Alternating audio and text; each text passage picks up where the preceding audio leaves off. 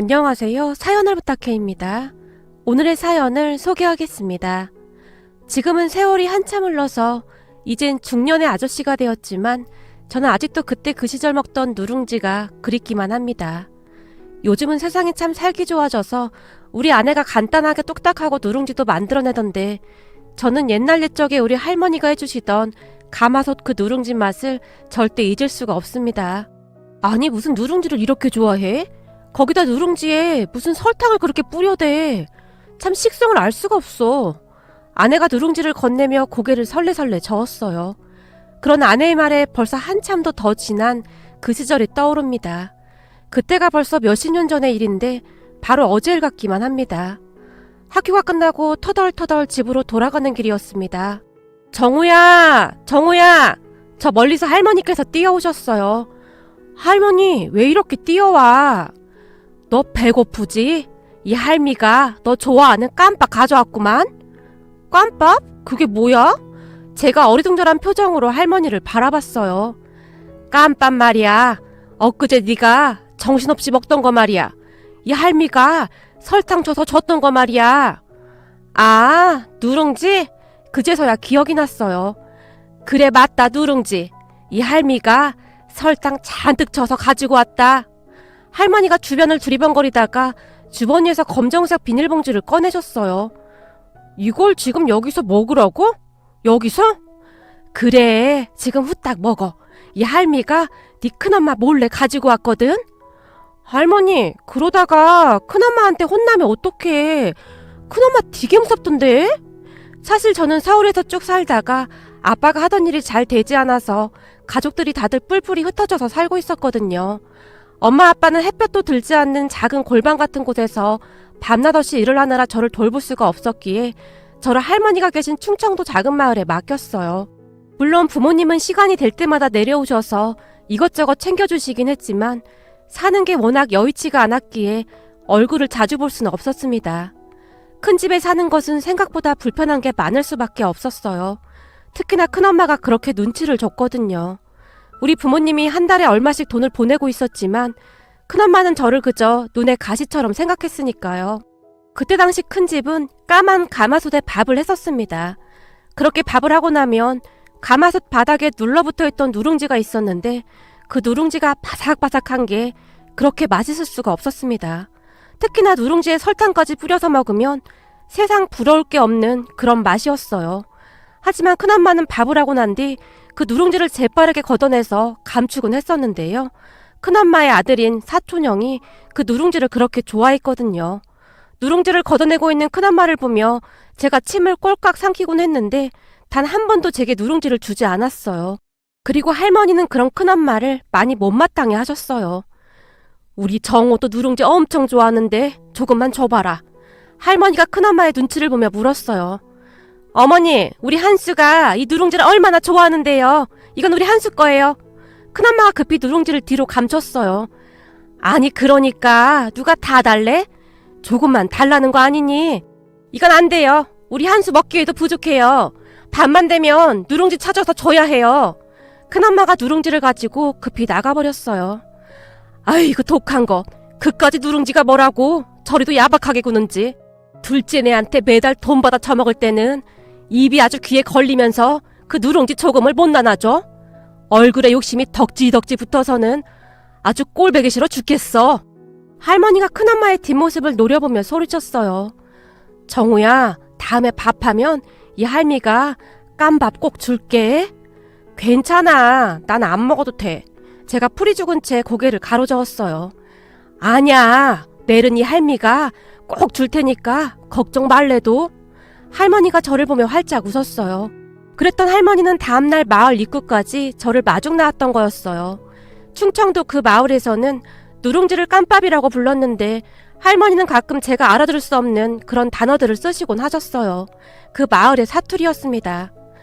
봐라, 이 할미가 설탕 잔뜩 뿌려왔다니까. 자 얼른 먹어. 너 어제 먹고 싶다고 했잖아. 이거 먹었다고 큰엄마한테 할머니 또 혼나는 거 아니야? 혼나긴 누가 혼나. 걱정 마.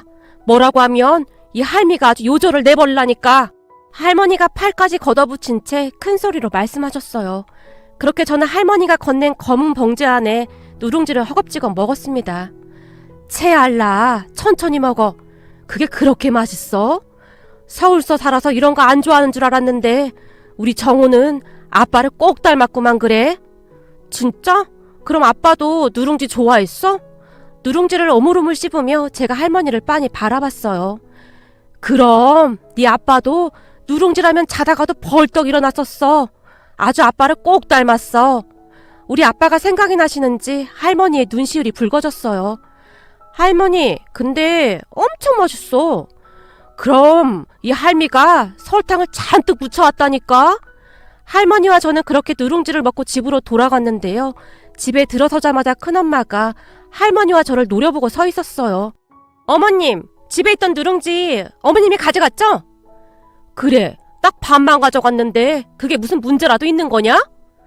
할머니가 딴청을 비우듯 주변을 두리번거리며 말했어요. 그거 우리 한수 거라고 말했잖아요. 근데 그걸 왜 가져가시는 거예요? 부하가 치밀어 오르는지 큰엄마가 눈까지 치켜뜨고 서 있었어요. 아니, 다 가져간 것도 아니고 조금 가져간 거 아니냐? 나머지 남은 건 네 아들 먹이란 말이야. 그게 뭐라고 감히 시애미한테 눈까지 치켜뜨고 그렇게 호들갑을 떨어대는 거야? 할머니가 허공에 삿대질까지 하며 큰엄마를 노려봤어요. 우리 한수한테는 그것도 부족하단 말이에요. 근데 그걸 가져가면 어떡하냐고요? 우리 정호도 그거 먹고 싶다잖니. 조금 나눠 먹은 거 가지고 웬 호들갑이야 호들갑이. 제가 절대 손대지 말라고 했잖아요. 순간 큰엄마의 쩌렁쩌렁한 목소리가 마당을 가득 메웠어요. 아니 이게 보자 하니까 어디서 감히 시애미한테 그따위로 행동을 해? 내가 그동안 집안 시끄러질까봐 꾹 참았었는데 이런 싹퉁바가지 없는 것이 그까지 누룽지 때문에 어디다 대고 시애미한테 눈까지 부러뜨고 대들긴. 할머니가 두리번거리더니 마당에 있던 수도가로 가서는 수돗물을 틀었어요. 그리고는 물이 나오고 있던 긴 호스를 들어서 큰엄마에게 뿌려대기 시작했어요. 지금 뭐 하는 거예요? 네 그 더러운 심보를 다 씻어내는 중이다. 왜? 네 자식 귀하면 남의 자식도 귀한 법이야. 정우 부모한테 돈 받을 때는 해벨레 해서 걱정 말라고 큰소리 쳤으면서 그까지 누룽지가 아까워서 그지랄이야 그지랄이? 할머니가 계속해서 호스로 물을 뿌려댔어요. 그만하라고요! 큰엄마가 소리를 지르며 사방으로 뛰어다녔어요. 그 바람에 동네 사람들이 구경까지 왔습니다. 아니 이게 뭔 일이야 그래? 누군가 물었어요. 몰라요. 지금 젖은 며느리 물벼락 맞고 난리가 났구만요. 아유 내 속이 다 시원하네. 젖은 며느리가 그동안 좀 못되게 굴었어요. 한 번쯤은 혼쭐이 나야 해. 잘한다 잘해. 그러니까 욕심만 덕지덕지 붙어서 지랄 발광을 하더니만 아주 꼴 좋다. 동네 사람들이 담벼락 위에 얼굴만 빼꼼히 내민 채 다들 한마디씩 하고 있었어요. 한수 할멈이 아주 잘하는구만. 더 세게 해야지 더 세게. 그리고 호스를 막 흔들어야지. 그렇지 아주 잘하네 그래. 누군가 응원까지 하고 있었어요. 그렇게 마당과 마루가 난장판이 났고 큰엄마는 물벼락을 맞은 채 몸을 부르르 떨어대고 있었어요. 어떠냐? 네 욕심보가 좀 씻겨나갔냐? 할머니가 큰엄마를 한껏 노려봤어요. 어머님 도대체 이게 무슨 짓이에요? 무슨 짓이긴 무슨 짓이야. 네 욕심보 씻겨내려고 그러지. 아직도 정신을 덜 차렸나 보구나. 라며 할머니가 다시 수돗물을 틀기 시작했어요. 그만하시라고요. 큰엄마가 이리저리 피하며 다시 소리를 질러댔어요. 그리고 얼마 후 큰아빠가 급히 집으로 들어왔는데요. 어머니 지금 뭐 하시는 거예요? 말로 하세요 말로. 왜? 너도 뿌려주래? 알겠어. 다 잘못했으니까 제발 그만 좀 하세요. 지금 동네 사람들 구경하고 난리예요. 큰아빠가 할머니에게 달려들어 들고 있던 호스를 낚아채버렸어요. 내가 그동안 우리 정호 때문에 참고 있었는데 이건 해도 너무하지 않냐? 애비 너랑 내가 없을 때 우리 정호한테 심부름이란 심부름은 다 시키고 얼마나 못되게 굴었는지 알기나 해? 지금 동네에 소문이 파다해. 그리고서는 우리 앞에서는 아주 잘하는 척 그러지 않았냐? 애미 너는 내가 모르는 줄 알았지? 아무리 감추려고 해봐라. 애미 네 시커먼 속이 감춰지나? 그동안 네 처가 정호한테 어떻게 했는지 동네 사람들한테 한번 다 물어봐. 인간이라면 그렇게 못한다. 네? 그게 무슨 말씀이세요? 그러니까 우리 집사람이 정호한테 그랬단 말입니까? 한수 엄마 당신이 말해봐. 지금 이 말이 다 참말이야? 그 순간 큰아빠의 눈에 분노가 가득해 보였어요. 아니, 그게 정말 잘못했어요. 저도 처음엔 안 그랬는데 이래저래 짜증이 나다 보니 그랬어요. 잘못했어요. 큰엄마가 고개를 푹 숙인 채 울먹였어요. 너도 자식 키우는 사람이 어쩌면 그럴 수가 있느냔 말이야. 그러다 천벌 받는 거야. 내가 오죽했으면 이러겠냐? 할머니께서 큰엄마를 다시 노려보셨어요. 집안 꼴 아주 잘 돌아간다. 세상에나 큰엄마란 사람이 아주 잘하는 짓이다. 큰아빠가 큰엄마를 노려봤어요. 니들 내 말 잘 들어. 이 집이 누구 거냐? 할머니가 큰아빠 부부를 둘러보았어요. 그야 어머니 명의잖아요. 근데 그걸 왜 물어요? 그래, 이 집은 내 거니까 니들이 나가줘야겠다. 그리고 너 농사짓는 땅도 내 거니까 그것도 돌려주고 나가거라. 니들이 나를 모시고 사는 거라고 생각하고 있나 본데 따지고 보면 니들이 얹혀 사는 거 아니겠니? 그러니까 나가거라. 그까지 누룽지 하나 제대로 못 먹게 하는 니 처랑은 절대 같이 못 산다. 어머니, 그게 무슨 말이에요? 그리고 누룽지는 또 뭔 말이에요? 큰아빠가 당황한 듯 어쩔 줄을 몰라 했어요. 그걸 왜 나한테 묻고 난리야? 누룽지에 미쳐서 날뛰는 니 처한테 물어봐. 다 필요 없어. 오늘 당장 짐 싸서 둘 다 나가. 할머니의 목소리가 카랑카랑하게 울려나왔어요. 아이고, 이게 다 뭔 난리야? 그렇게 서 있지만 말고 당신이 말 좀 해봐. 큰아빠가 놀라서 이미 혼이 반쯤 나간 큰엄마의 팔을 잡아당겼어요. 어머님, 제가 잘못했어요. 다시는 안 그럴게요. 다 필요 없다. 당장 짐 싸서 나가. 나는 이 집에서 우리 정호가 좋아하는 누룽지 실컷 먹으면서 살아야겠으니까. 어머님, 제가 잘못했어요. 다시는 안 그럴게요. 혼비백산한 큰엄마가 물로 질퍽해진 땅바닥에 무릎까지 꿇었어요. 내가 그동안은 그냥 참고 또 참았어. 근데 계속 참기만 하니까 하루 강아지 범 무서운 줄 모르고 기어오르더구나. 그러니까 사람이 잘해줄 때 눈치껏 잘해야 할 거 아니야. 어머니, 다 내 잘못이구만요. 큰아빠가 고개를 푹 숙인 채 눈물을 뚝뚝 흘리셨어요. 내가 잘못했어요. 한 번만 용서해주세요. 큰엄마의 얼굴도 이미 눈물 범벅이었어요. 그런데 그 순간 담벼락에 기대어 얼굴을 내밀고 있던 동네 분들이 한수 할멈이 이겼구만.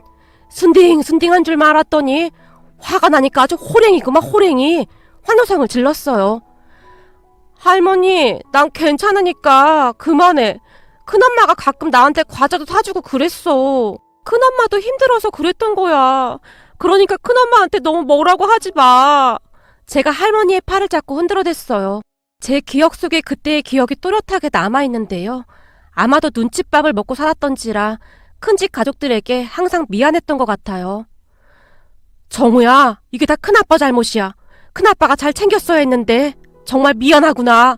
큰아빠가 땅바닥에 주저앉아 통곡을 하셨어요. 큰아빠, 나 진짜 괜찮아. 그러니까 울지 마. 그렇게 우리 모두는 눈물 콧물 다 흘리면서 한동안 다 같이 목 놓아 울었습니다. 그날 밤 잠을 자기 위해 할머니 옆에 누웠는데요. 정우야, 네 큰엄마가 욕심이 많아서 가끔 그러긴 하지만 그래도 널 돌봐주고 있는 건 맞으니까 너무 미워는 하지 마. 알았지? 응, 알겠어. 근데 아까 할머니 완전 멋졌어. 호스로 막 물벼락 날리는 거 진짜 멋졌어. 예끼 녀석아, 멋질 것도 많다. 할머니가 제 머리를 쓰다듬어 주셨어요. 그 뒤부터 제 생활도 아주 좋아졌는데요. 큰엄마가 다시는 눈치를 주지 않았거든요. 사실 큰엄마에게 서운한 부분이 전혀 없을 수는 없었겠지만 할머니 말씀처럼 감사한 마음도 많았어요. 남의 자식 거두는 일이 절대 쉬운 일은 아니었을 테니까요. 그렇게 몇 년 뒤 우리 부모님의 자리가 잡혔고 저는 다시 서울로 올라왔습니다.